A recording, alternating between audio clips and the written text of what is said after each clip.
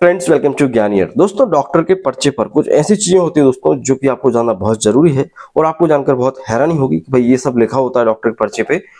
और आपने देखा होगा कि भाई कई बार मेडिकल स्टोर वाला आपको दवाइयां समझा देता है और उस पर्चे पर कहीं भी नहीं लिखा होता है कि भाई दवा कैसे खानी है। तो डॉक्टर के प्रिस्क्रिप्शन पर ऑलरेडी ही राइटिंग इतनी गंदी होती है कि आप समझ नहीं पाते हैं। फिर भी कुछ चीजें हैं दोस्तों जो आप देखेंगे तो आपको बहुत मजा आएगा। तो कुछ डॉक्टर प्रिस्क्रिप्शन के कुछ एब्रिविएशंस को समझ लेते हैं फटाफट से दोस्तों कि इनका क्या मतलब होता है। ठीक है, तो आपने देखा होगा पर्चे पर दोस्तों ज्यादातर आपको बीडी टीडीएस इस तरह की चीजें लिखी देखने को मिलती हैं। तो पहले इनको समझा देता हूं कि देखिए, अगर डॉक्टर के पर्चे में किसी दवाई के पीछे ओडी लिखा है तो इसका मतलब क्या होता है दोस्तों, वंस अ डे, मतलब दिन में एक बार गोली खाना है। वो कोई दवा है उसके पीछे ओडी लिखा है, दैट मीन्स कि वो दिन में सिर्फ एक बार खाना है आपको।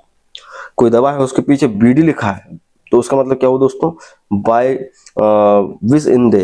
ठीक है, तो ये दिन में 2 बार चलती हैं, सुबह शाम दवाइयां चलती हैं। कोई भी दवा लिखो उसके पीछे बीडी लिखा है। टीडीएस लिखा रहता है, कई बार टीडीएस लिखा रहता है कोई इंजेक्शन या कोई मल्टीविटामिन या कोई कफ सिरप के पीछे, और जो आप समझ नहीं पाते कि भाई टीडीएस क्या है। टीडीएस मतलब दोस्तों दिन में 3 बार खाना है।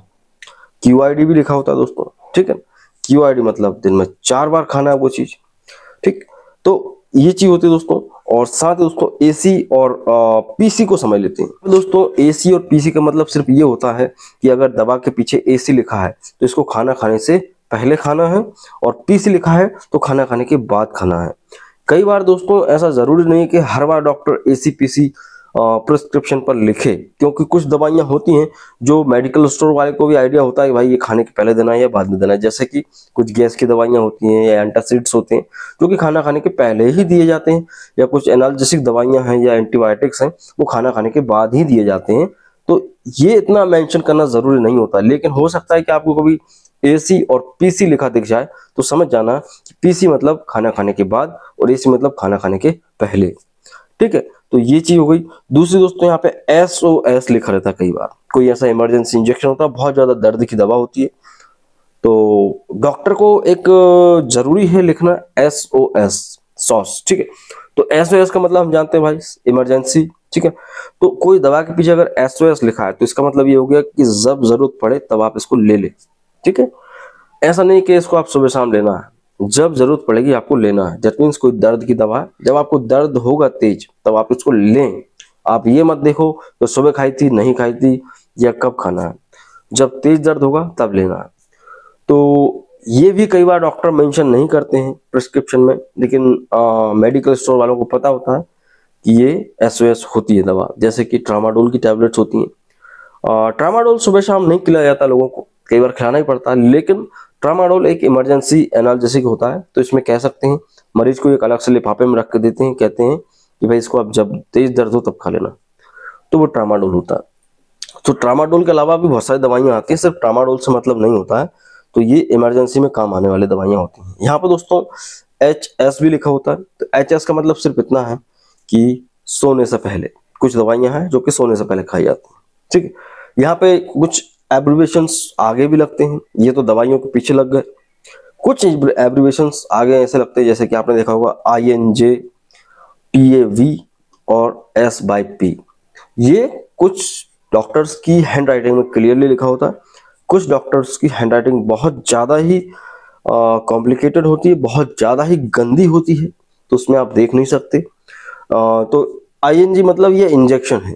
ठीक है, और टैबलेट मतलब टैबलेट, ये भी टैबलेट, और सिरप CAP भी लिख देते हैं कई बार, CAP डॉट कैप्सूल हो गया वो, और S/P सिरप हो गया। उदाहरण के लिए माने जैसा कि सपोज न्यूरोबियान है, तो डॉक्टर सिर्फ न्यूरोबियान नहीं लिखेगा, क्योंकि उसको पता है कि भाई न्यूरोबियान का टैबलेट भी आता है, सिरप भी आता है, साला इंजेक्शन भी आता है। तो कई जगह पे उसको मेंशन करना पड़ता है कि भाई injection Neurobion, tablet Neurobion, syrup Neurobion.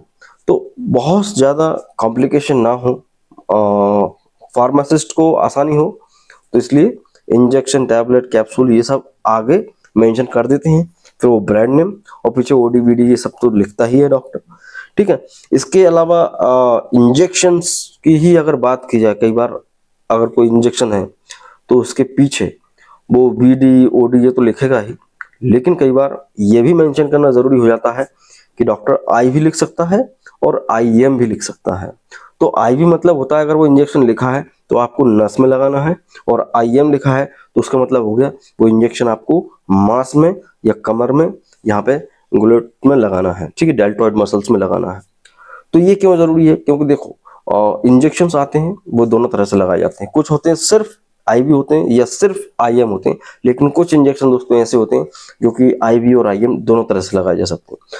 तो डॉक्टर को उसके ट्रीटमेंट के हिसाब से वहां पे मेंशन करना पड़ता है कि वो उस इंजेक्शन को मरीज को कहाँ लगाना चाहता है, कि IM या IV। तो ये भी होता है। तो ये डॉक्टर के पर्चे में मौजूद जो भी पॉसिबल चीजें हो सकती हैं दोस्तों जो कि आपके काम आ सकती हैं, तो मैंने कोशिश किया आपको बहुत आसानी से बताने की। तो आई होप आप समझ गए होंगे, और कोई क्वेरी है तो मुझे कमेंट कर सकते हैं। और मुझे आप फेसबुक इंस्टाग्राम पे फॉलो नहीं किया तो फॉलो कर लें। और फेसबुक पे आप लोग बहुत कम आई थिंक एक्टिव रहते हैं, और हमने काफ़ी लंबे समय से ये फेसबुक पेज बना रखा है, तो प्लीज़ जाकर उसे फॉलो करें, वहाँ पर भी आपको वीडियोस मिलेंगे हमारे। तो मैं आशा करता हूँ आप लोग हमें फेसबुक पर फॉलो करें, ठीक। तो वीडियो अच्छा लगा है तो प्लीज़ लाइक कीजिएगा, नए चैनल को सब्सक्राइब कीजिएगा। मिलते हैं अगले वीडियो में। जय हिंद, वंदे मातरम।